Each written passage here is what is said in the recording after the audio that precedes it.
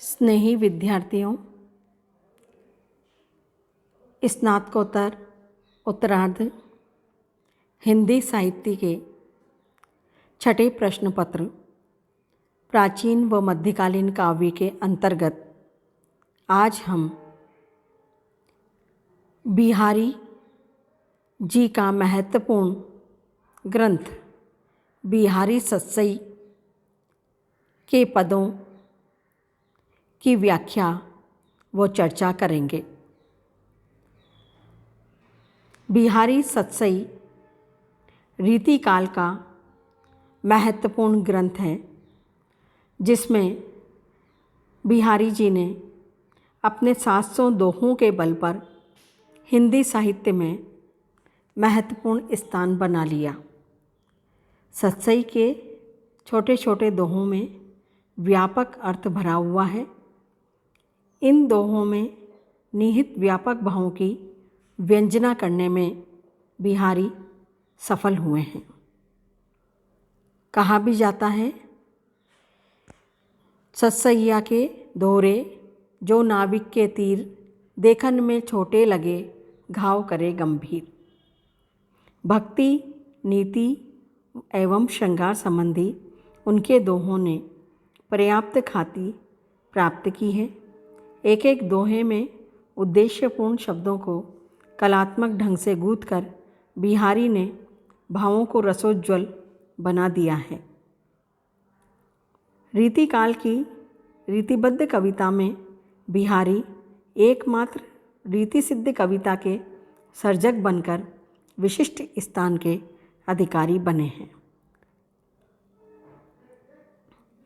मेरी भव बाधा हरो राधा नागरी सोई, जा तन की झाई परे श्याम हरित दुति होई।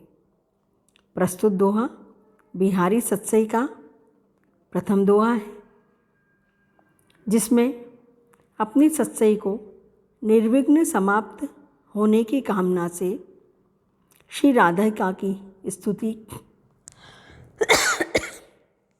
की गई है। बिहारी निम्बार्क संप्रदाय में दीक्षित थे और राधा कृष्ण की उपासना में ही अपनी आत्मा की प्रसन्नता और शांति मानते थे। सत्सई में यद्यपि अन्य रसों के दोहे भी हैं, किंतु श्रृंगार रस की प्रधानता है। कवि ने अपनी सत्सई के प्रारंभ में श्रृंगार का रस राजत्व प्रकट करने के लिए श्री राधा कृष्ण के श्रृंगारिक भावों को ही मंगलाचरण में समर्पित किया है। श्रृंगार रस में श्री राधा कृष्ण का नाम और लीलाएं महत्वपूर्ण हैं। कवि इस दोहे में श्री राधा जी से अपनी भव बाधा दूर करने के लिए प्रार्थना करता है। कवि कहता है कि हे चतुर राधिका जी, नागरी राधा, तुम मेरी संसार की बाधाओं को, सांसारिक संतापों को, तीनों प्रकार के ऐहिक दैहिक भौतिक तापों को दूर करो। राधा जी ही इन क्लेशों और संतापों को दूर करने में समर्थ हैं, क्योंकि वे तो अपने गौर वर्ण की परछाई मात्र से श्री कृष्ण के श्याम वर्ण को हरे रंग में बदल देती हैं, प्रसन्न हो जाते हैं। सामान्यतः विज्ञान का सिद्धांत है कि नीला और पीला रंग मिलकर हरा हो जाता है। इसी सिद्धांत के अनुसार राधा का गौर वर्ण भी पीला रंग, श्री कृष्ण की श्यामलता का नीला रंग जब परस्पर मिलते हैं तो कृष्ण का रंग ही बदल जाता है। वे काले रंग से हरे रंग के हो जाते हैं।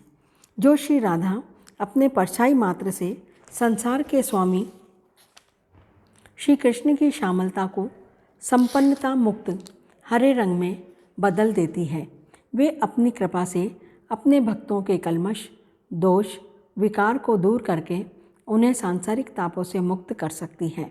अतः कवि श्री राधिका जी की कृपा याचना करता है। कवि प्रार्थना करता है कि हे राधिका जी, आप मेरी दरिद्रता, पीड़ा, दुख और संतापों का हरण करो। साहित्यिक सौंदर्य के अंतर्गत बिहारी जी ने इस दोहे के दो अर्थ निरस्त किए हैं। नागरी राधा यानी तुम्हारे तन की झांकी देखने मात्र से श्याम वर्ण के कृष्ण हरे हो जाते हैं, यानी प्रसन्न हो जाते हैं, और तुम मेरे बहु संकटों को दूर करो।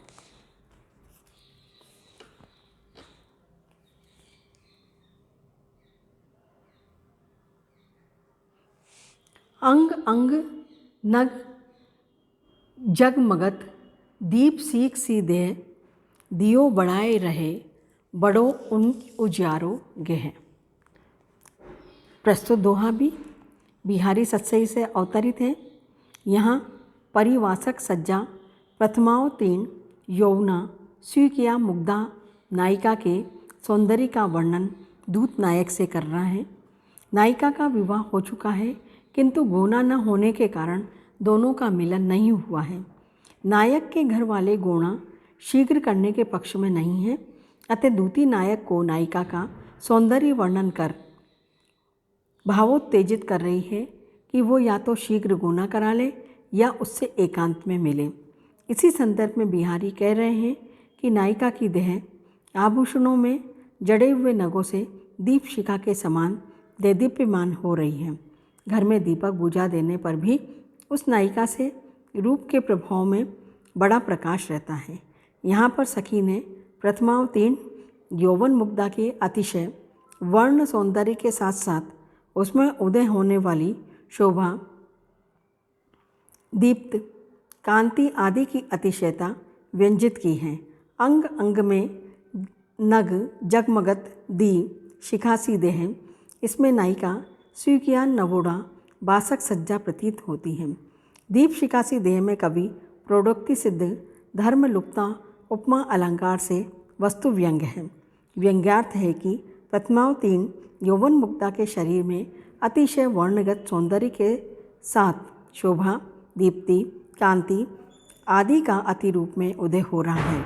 कवि ने एक भाव और व्यंजित किया है, वह यह कि नायिका वैसे ही सहज रूप में प्रेमी रूपी पतंगों को आकृष्ट करने की अपूर्व क्षमता रखती है। ऊपर से उसने नगों वाले जड़ाऊ आभूषणों को धारण कर रखा है जो सोने में सुहागे का काम कर रहे हैं। इसमें उसकी कामोद्दीपन की क्षमता द्विगुणित हो गई है। साहित्यिक सौंदर्य के अंतर्गत अंग अंग में पुनरुक्ति प्रकाश अलंकार है, संपूर्ण दोहे में पूर्ण रूप अलंकार है। कुवलयानंद में इसकी परिभाषा इस प्रकार है: पूर्वानुवस्तानुवृत्तिश्च विकृते सति वस्तूनि। उपमा वस्तु असंगकार से वस्तु व्यंग्य है, विरोधाभास अतिशोक्ति और पूर्व का संकट है। अजी तरोना ही रयो श्रुति सेवक इक रंग, नाक बास बेसरी लयो बसी मुकुतन के संत। प्रस्तुत दोहा बिहारी सत्सई से अवतरित है। इस दोहे में श्लेष का चमत्कार है। एक और नायिका के बेसर नाक में पहनने का आभूषण का वर्णन करता है, तो दूसरी ओर सत्संग के प्रभाव की व्यंजना करता है। पहले अर्थ में नायिका के नाक में बेसर तथा कानों में तरियोना कर्ण भूषण पहन रखा है। कवि कहता है कि आज तक तरियोना निरंतर एक ढंग से स्थिर भाव से कानों की सेवा करता रहा है, फिर भी ये तरियोना ही बना रहा, अर्थात निरंतर सेवा करने पर भी इसका दर्जा ऊंचा नहीं, यह अप्रधान स्थान पर ही बना रहा है। किंतु बेसर मूंगा ने मोतियों का संग पाकर उस नायिका के कान में स्थान पा लिया है। इस प्रकार वो अपना दर्जा ऊंचा करने में समर्थ हुआ है कि बेसर नायिका के नाक जैसे मुख्य अंग में रहने का अवसर मिल गया है। द्वितीय अर्थ में निरंतर श्रुति का सेवन करने पर मनुष्य अधम ही बना रहा, उसका निस्तार नहीं हो सका। वो तरियोना जिसका उद्धार न हुआ हो बना रहा, किंतु बेसरी यानी महाअधम व्यक्ति ही मुक्त प्राणियों सज्जनों के सत्संग में रहकर नाक अर्थात स्वर्ग में निवास स्थान प्राप्त कर लिया है। सत्संग के प्रभाव से उधम व्यक्ति भी स्वर्ग प्राप्त कर लेते हैं। अपने अंग के जानी के जीवन नृपति प्रवीण, स्तन मत नैन नितंब को बड़ो इजाफा कीन। प्रस्तुत दोहा बिहारी की राजनीतिक विद्वता का परिचायक है। साथ ही साथ यौनोन्मेष मूलक नारी सौंदर्य का भी इसमें संश्लिष्ट चित्रण किया गया है। कोई नायक अपनी बाल्यावस्था से अपनाई हुई प्रेयसी को जब यौवन के अधिकार में आते हुए देखता है, उस समय उसके मन में जो प्रतिक्रिया होती है उसी की अभिव्यक्ति उसने प्रस्तुत दोहे में की है। कवि ने पुल्लिंग यौवन का प्रयोग यहाँ पर जानबूझकर किया है। इसके प्रयोग से उसने नायक के ईर्ष्या भाव की अच्छी व्यंजना की है। जब तक नायिका बाला थी तब तक उस पर नायिका का ही अधिकार था, किंतु यौवन में प्रवेश करते ही यौवन रूपी राजा ने उस पर अपना अधिकार करना प्रारंभ कर दिया है। अपने प्रतिद्वंदी नायक से संघर्ष करने के लिए उस यौवन रूपी राजा ने अपने अधिकार में किए हुए अपनी सेना के 4 अंगों के प्रतीक रूप नायिका के चारों अंगों स्तन, मन, नयन, नितंब की विस्तार और वृद्धि कर दी, ताकि प्रतिद्वंदी नायक को सरलता से पराजित कर सके। नायिका के शरीर के उपयुक्त 4 अंग यौवन, नृपति के अधिकार में होने के कारण नायक को उन पर विजय प्राप्त करने के लिए विशेष रति युद्ध करना होगा। जब तक ये यौवन रूपी परपुरुष के अधिकार में गए हुए नायिका के उपयुक्त अंग रूपी उस राजा की सेना के अंग पर विजय प्राप्त नहीं कर लेता, तब तक नायिका पूर्ण रूप से उसकी नहीं हो सकती। ये शब्द सखी द्वारा नायक के प्रति चुनौती के रूप में कहे गए हैं। सखी नायक से व्यंजित करना चाहती है कि नायिका अब रति युद्ध के योगी हैं। अब उसे रति युद्ध में पराजित कर पूर्ण रूपेण अपना बनाकर दिखाओ, तभी तुम्हारे पुरुषत्व का लोहा माना जाएगा। यौवन रूपी प्रवीण पर स्त्री को अपने अधिकार में करने दक्ष राजा से ने नायिका को, जो बाल्यावस्था में ही किसी नायक की हो चुकी है, 4 अंगों पर अपना अधिकार कर लिया है। उनको अपना समझकर अपनी सेना के 4 अंग मानकर उनकी वृद्धि कर दी है, ताकि वे उसी के बस में बने रहें। दूसरे 4 अंग उसकी चतुरंगिणी सेना के प्रतीक भी हैं। उसे अपने प्रतिद्वंदी नायक से युद्ध करना है, इसलिए उसे अपनी सेना के 4 अंगों की वृद्धि करनी पड़ी। साहित्यिक सौंदर्य के अंतर्गत यहाँ पर पूर्वार्ध में रूपक, उत्तरार्ध में तुल्य योगिता, संपूर्ण में मानवीकरण अलंकार है। प्रवीण में पदोचित्य हैं। यहाँ पर अंकुरित यौवन मुग्ध नायिका का चित्रण किया गया है। इस दोहे में बिहारी का सैन्य विज्ञान प्रकट होता है। यौवनोदय का मनोवैज्ञानिक एवं शरीरगत बड़ा यथार्थ चित्र खींचा गया है। यहाँ दीप्त नामक स्त्री अलंकार व्यंजित है।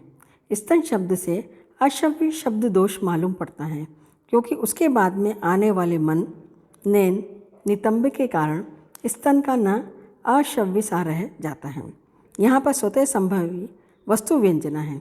सखी नायक को चुनौती देती हुई कहती है कि नायिका रति युद्ध के लिए तैयार है, उसे पराजित कर उसे वास्तविक रूप से अपना लो।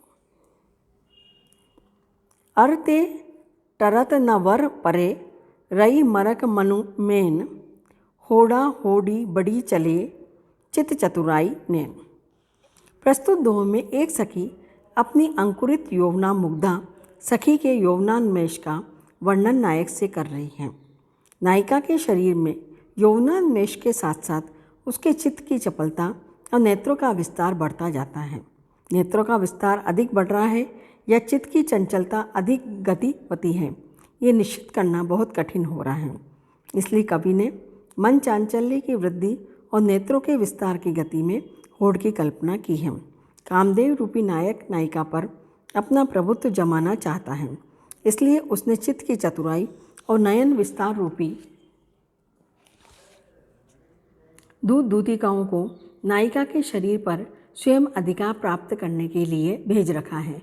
नायक का काम कौन सबसे पहले करता है, इसकी होड़ दोनों में लग गई है। इसी बात को यहाँ पर कवि बिहारी ने वर्णित किया है। वे कह रहे हैं, एक सखी दूसरी सखी से कह रही है, ऐसा मालूम पड़ता है जैसे कामदेव रूपी नायक की प्रेरणा से चित्त चातुरी नयन विस्तार रूपी दूती और दूत में इस बात की होड़ लगी हुई है कि नायिका के शरीर को कौन कौन सी जल्दी के काम के प्रभाव से प्रभावित करता है। साहित्यिक सौंदर्य के अंतर्गत यहाँ पर असिद्धास्पद हेतुत्पेशा, रूपक, मानवीकरण, छेकानुप्रास, वृत्यानुप्रास आदि अलंकारों का चमत्कार दृष्टव्य है। संपूर्ण दोहे में मानवीकरण, असिद्धास्पद अलंकार से वस्तु व्यंग है। नायिका के काम के साथ साथ यौवन जनित चित्त एवं नयन चातुर्य का निर्बाध विकास हो रहा है, यही वस्तु व्यंग है। होड़ होड़ी में विप्सा अलंकार है। अंकुरित यौवन मुग्धा नायिका का वर्णन है। उसमें कांति नामक स्त्री अलंकार का उदय होता दिखाया गया है। यहाँ श्रृंगार रस ध्वनि है।